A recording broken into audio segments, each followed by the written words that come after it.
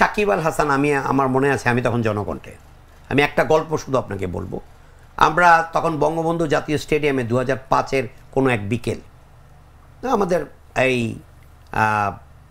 Cricket বোর্ডে তখন BNP সরকার, তো আমাদের ক্রিকেট বোর্ডে সবসময়ই গ্রাসরুট লেভেলের কিছু অর্গানাইজার থাকেন, যারা হয়তো খুব বড় ক্লাব বিলং করেন না, ক্লাব ডিরেক্টর না, হয়তো তৃণমূল পর্যায়ে থাকেন, সিসিডিএমে থাকেন, স্ট্যান্ডিং কমিটিগুলোতে থাকেন। তো সেখানে আমাদের অনেক বন্ধু ছিল, আমরা আলাপ করছিলাম। সেই আলাপে হঠাৎ আমি একজনকে প্রশ্ন করেছিলাম, আচ্ছা আফটার আশরাফুল আমাদের কি কোনো আপকামিং হাইলি ট্যালেন্টেড বা মাল্টি স্কিল ক্রিকেটার নেই?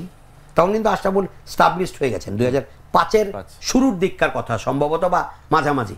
তখন একজন আমাদের বন্ধু বঙ্গবন্ধু স্টেডিয়ামে আমাদের ওই আড্ডায় বলেছিলেন, একজন ক্রিকেটার আছে নাম সাকিব আল হাসান, বিকেএসপিতে পড়ে। পরের বছরই আমরা সাকিবকে দেখলাম, এবং এই জাগো নিউজে কিন্তু আমার প্রথম দেখা সাকিব, একটা আমার প্রতিবেদনও আছে বোধহয় 2017-18-র দিকে, সেই সাকিবকে দেখলাম। 2006-এ সাকিবকে দেখলাম, 6-7-এ তিনি মহোডানের হয়ে যোগ দিলেন। এবং আমার মনে আছে মহোডান আবনি প্রথম টি20 প্রিমিয়ার লিগ হয়েছিল, সেটা 2006-7-এ বিকেএসপিতে কোয়ার্টার ফাইনাল, সেই ম্যাচটা আমি দেখেছিলাম। আপনি নিজেই জানেন আমি তো ঘরোয়া ক্রিকেটটা খুব মন দিয়ে ফলো করার চেষ্টা করি, মাঠে ঘাটে দৌড়াই, এই বয়সেও দৌড়াই। তো তখন তো অনেক বয়স কম ছিল। সেই ম্যাচে সাকিব আল হাসানের আউট করেছিলেন বাংলাদেশের একজন ঘরোয়া ক্রিকেটের সুপারস্টার তুষার ইমরানকে। আমার মনে আছে লেগ স্ট্যাম্পের মাথায় বল ফেলে অফ স্টাম্পের বেলস নিয়ে বেরিয়ে গেল, তুষার ফ্লিক করতে গিয়ে বিমূঢ় হয়ে গেছিলেন, এত টার্ন কি করে, অনেকটা লেগ স্পিনারের মতো টার্ন। তো সেই থেকে সাকিবকে দেখি, তারপরে তার টেস্ট অভিষেক হলো 2007-এ, সেখান থেকে দেখেছি। সব মিলে ঘরোয়া ক্রিকেট এবং আন্তর্জাতিক ক্রিকেটে আমার দেখা, ঘরোয়া ক্রিকেটে তার পারফরমেন্সের বা তার নৈপুণ্যের দুটি তুলনামূলক কম।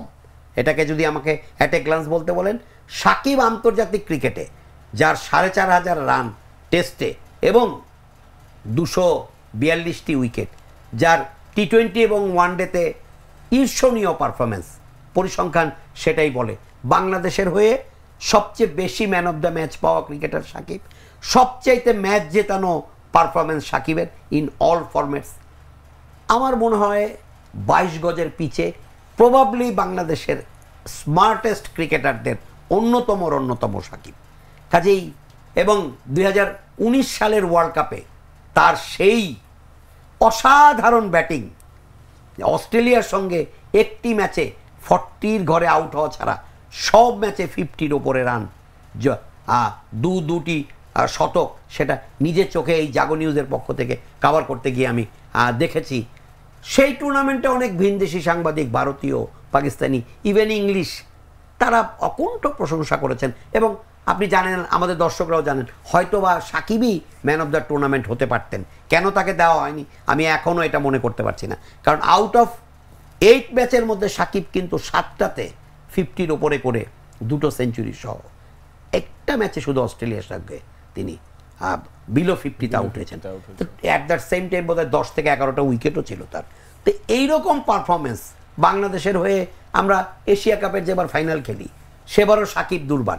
বিপিএলের কথা বলছিলাম, সাকিব সম্ভবত 4 বারের ম্যান অফ দ্য টুর্নামেন্ট। কাজে এই নৈপুণ্যের এই দুটিটা তার পরিসংখ্যানকেই করেছে আরও উজ্জ্বল। এইরকম একটা প্লেয়ার বাংলাদেশের ক্রিকেটে আবার কবে আসবে আই এম ইন ডাউট। এবং আনডাউটেডলি মাঠের সাকিব আমার কাছে, আমার দেখা, আমার দর্শক জীবন এবং আমার 33 ঊর্ধ্ব 34 প্রায় ছুঁইছি ক্রীড়া সাংবাদিকতা জীবনে, মাঠে সাকিব আমার চোখে undoubtedly the best of Bangladesh cricket. কাজে এইরকম একজন ক্রিকেটারের প্রতি রেসপেক্ট না রেখে, তাকে শ্রদ্ধা না রেখে আমি পারছি না বা পারবো না। Cricketer Shakib, allrounder Shakib, performer Shakib, the best.